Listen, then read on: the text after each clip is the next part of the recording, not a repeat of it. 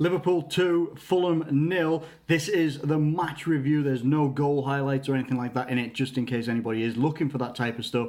This is just a match reaction, a match review, if anything. And on the looks of it, right, if you were just to look at the stats, 73% possession for Liverpool, 11 shots, 3 on target, 2, I think they had 3 on target as well or something like that, and obviously we scored our goals. They had a goal disallowed for offside, which is a controversial disallowance. I think there is a hint of offside for Mitrovic, but not as much as there was for Salah's goal, which was immediately after it. As soon as their goal was disallowed, we took the free kick very, very quickly. He ran in behind, and it was a good goal for Salah, really, really good goal. But I'm pretty sure he was offside. It's one of those things. I think Twitter's blown up with it as well, as far as it would blow up anyway. But as it stands, that goal was allowed. So it's harsh on Fulham in some ways, especially when you look at that first half as a whole.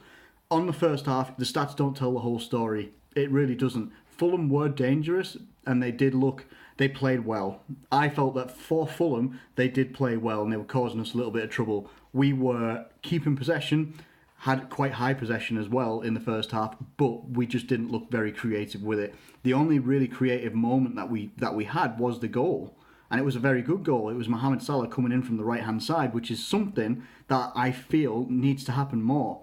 This whole playing Salah up front, I'm not a fan of it, I've got to be honest. It's great on FIFA, wonderful on FIFA, but in real life, for me, it doesn't work. For me, it just doesn't work. Now, obviously, in this game, we have gotten away with it a little bit. We've come out 2-0 victors at the end of it, and we've dominated possession. We look like we've dominated chances created as well. But it just doesn't... I think, we bought him as a right-sided attacker. That's what we should use him as. And I also don't think we're getting the best out of Firmino by dropping him back into midfield. My preferred thing, if we are going to go for a 4-2-3-1, if that's how we're going to set up against some teams, then leave most of it as it is, but put Mohamed Salah out on the right-hand side, put Bobby Firmino back up front, and put Shaqiri behind Firmino. Shaqiri played a really good game today, I felt, and he was so deserving of a beautiful goal, it has to be said. Really, really nice goal. I think it was Robertson absolutely whipped in a first-time cross, and there he was, right on the right-hand side of the box as well, and he just, first time, touched it home, barely put any pressure on it, and it curled in just at the left-hand side, and it was 2-0. Really good goal, really, really good assist from Robertson. I'm pretty sure it was Robertson anyway, I might be wrong, but hey, it doesn't really matter in that context. And I think in the second half, we grew it, we took over the game a lot more, but they were a threatening team, and it says something when the team that's bottom of the league with the worst defence in the league that we were only able to win 2-0. Now, we had 11 shots on goal, 3 shots on target.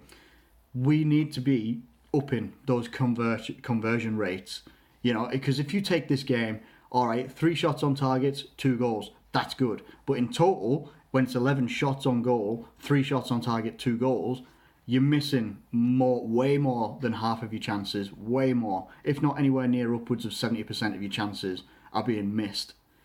So we need to get that up. We need to get our conversion rate up.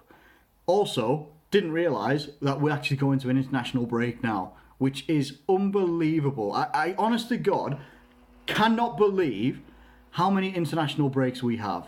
I honest to God did not know this was coming until someone commented on my previous video, the preview. James, he commented on it saying, we've got another international break coming up. And I'm like, what? Seriously? Do we have to have so many international breaks? They're not needed. And I'm pretty sure we have had more international breaks this year than we had last year. I might be wrong, right? I might be wrong, but I'm sick of them. I am sick of them. So anyway, coming back to Liverpool, Fabinho played a good game, I felt. I think he did play a really good game in midfield. Shaqiri had a good game coming in. I felt the defence was okay, but we were troubled a lot by their forward play. We were left... There were some moments, I remember... oh my God. Sessegnon got in behind the back line at one point and he just put it wide. They had some really good moments, Fulham, and in some ways they've probably been unfortunate to be on the end of a very good Shaqiri goal, but most likely an offside goal by Salah as well, which may have turned the game. Getting the goal early in the second half as well, that obviously does make it harder for Fulham. But it's one of those things, isn't it? the thing with Fulham, right? And this is actually just coming to my head now. The thing with Fulham is they were playing well, and they just can't pick up results. So, it's the age-old thing where, like, Liverpool have at most parts of this season haven't been playing well, but we've picked up results. So when we play well, you expect us to pick up results almost guaranteed. With Fulham, when you're playing well and you're not picking up results, that's a worry. And when you're bottom of the league and you won't be moving until after the international break, concerning for those guys, especially after the amount of money and investment that they've got. It's an international break now. Will this be the end of Fulham's current manager, and will they be looking to bring someone else in, or will they stick faith with him and just hope that he can grind it out and turn it around? I don't really know. But Liverpool return to the top of the table for now, for a couple of hours at the Manchester derby later on today. So yeah, and I think do Chelsea play today? I can't exactly remember, but we're at the top of the table right now.